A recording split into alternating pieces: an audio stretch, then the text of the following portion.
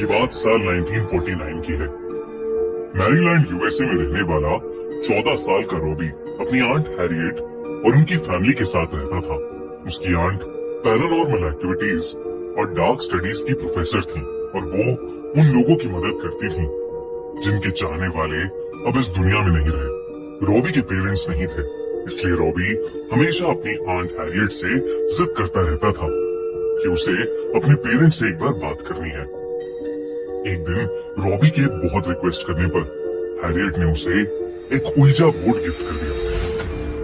Ouija board एक ऐसा board है जिससे शायद आप दूसरी दुनिया से आत्माओं को अपने साथ बात करने के लिए बुला सकते हैं।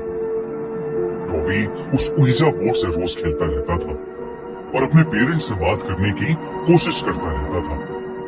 लेकिन इस बीच धीरे धीरे रॉबी का बर्ताव बहुत बदलने लगा था। वो चिड़चिड़ा सा हो गया था। फिर कुछ ही दिनों में कुछ ऐसा हुआ जिसकी वजह से रॉबी फिर से सहम सा गया था। उसकी आंट हैरियट की डेथ हो गई थी। हैरियट की डेथ के बाद रॉबी पूरे टाइम उस उइजा बोर्ड पर लगा रहता था। वो अपनी आंट से बहुत प्यार करता था और वो किसी भी कीमत पर उनको वापस बुलाना चाहता था। धीरे धीरे रॉबी पागल सा होने लगा था। उसे घर की दीवारों में से खड़खड़ाहट की आवाजें आती थी। कभी उसे ऐसा लगता था कि जैसे उसकी आंट उसे पुकार रही है, तो कभी उसे लगता था कि वो किसी से लड़ रही है। कभी उसे किसी औरत के रोने की आवाज आती थी, तो कभी उसी औरत के जोर जोर से हंसने की आवाज। हैरियट के बाकी फैमिली मेंबर्स ये सब ऑब्जर्व कर रहे थे। उन्होंने देखा कि रॉबी बहुत गुस्सैल हो गया है। एक बार घर के बुजुर्ग मेंबर ने देखा कि रॉबी के पूरे शरीर पर खरोचों के निशान हैं। सब रॉबी की हालत देखकर घबराए हुए थे। लेकिन फिर एक शाम कुछ ऐसा हुआ जिसने इस घबराहट को रोंगटे खड़े कर देने वाले डर में बदल दिया। उस शाम घर पर रॉबी के अलावा और कोई नहीं था। रॉबी उस उइजा बोर्ड से अपनी आंट हैरियट को बुलाने की कोशिश कर रहा था। कुछ देर तक तो कुछ भी नहीं हुआ, मगर फिर अचानक घर के सारे दरवाजे और खिड़कियां बजने लगे। वो एक पैटर्न में 3 बार बज रहे थे और फिर रुक रहे थे। अचानक रॉबी का सर घूमने लगा और उसने देखा कि 2 काले साए उसके कमरे में चारों ओर तेजी से घूमने लगे हैं। साथ ही साथ उसके कमरे की सारी लाइट्स तेजी से जलने बुझने लगी थी। रॉबी बहुत ज्यादा डर गया और वो भागकर अपनी आंट के बेडरूम में चला गया। उसने वहां देखा कि उसकी आंट बिस्तर पर बैठी है और उनके सारे बाल बिखरे हुए हैं और वो अपने बालों में कंघी कर रही है। घबराए हुए रॉबी ने अपनी आंट को आवाज लगाई, मगर वो कुछ बोली ही नहीं। तभी उस बिस्तर पर बैठी औरत ने अपने बाल अपने चेहरे के सामने से हटाए और वो रॉबी की तरफ देखने लगी। उसका चेहरा देखते ही रॉबी की रूह कांप गई। वो औरत उसकी आंट नहीं थी, बल्कि कोई और थी जिसका चेहरा बेहद भयानक था।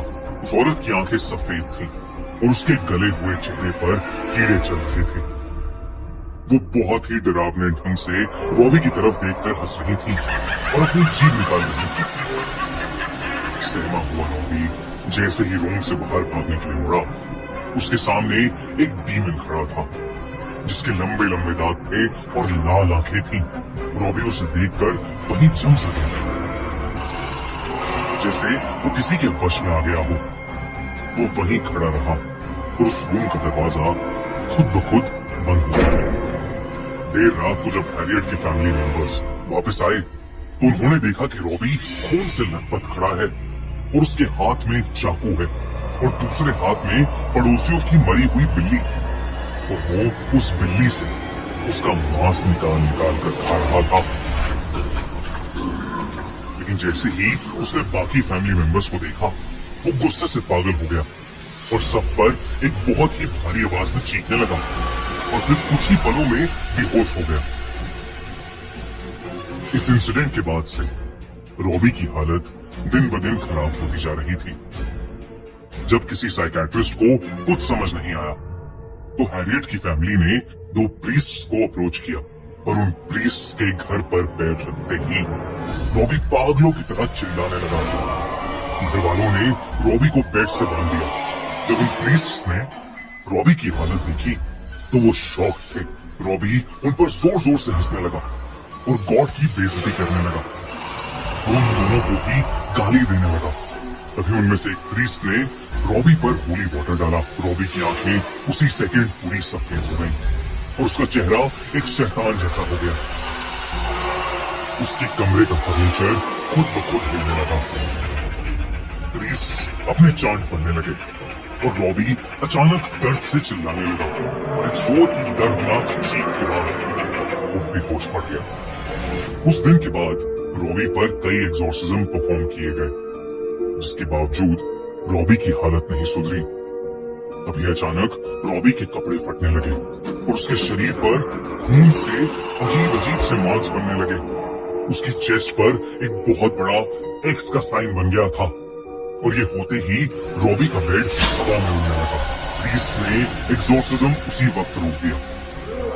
सब फैमिली मेंबर्स ये देखकर बहुत डर गए थे।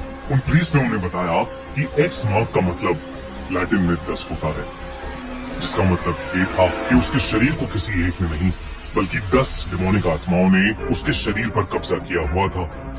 अगले दिन जब प्रीस्ट रॉबी पर आखिरी एग्जॉर्सिज्म करने उसके कमरे में गए तो उन्होंने देखा कि रॉबी अपने बेड पर नहीं।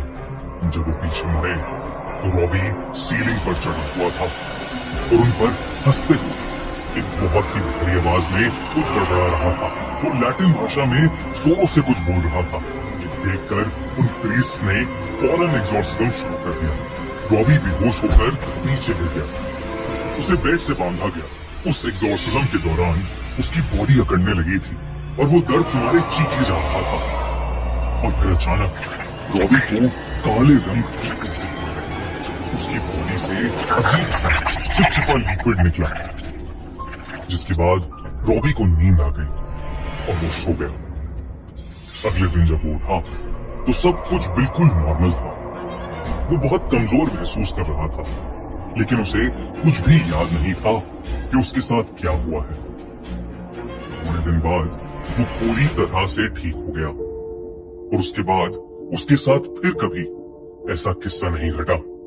रॉबी को तो उसके साथ हुई घटनाएं याद नहीं थी, लेकिन उसके फैमिली मेंबर्स और उन प्रीस्ट ने जो भयानक चीजें देखी, शायद ही वो लोग कभी उसे भूल पाएंगे।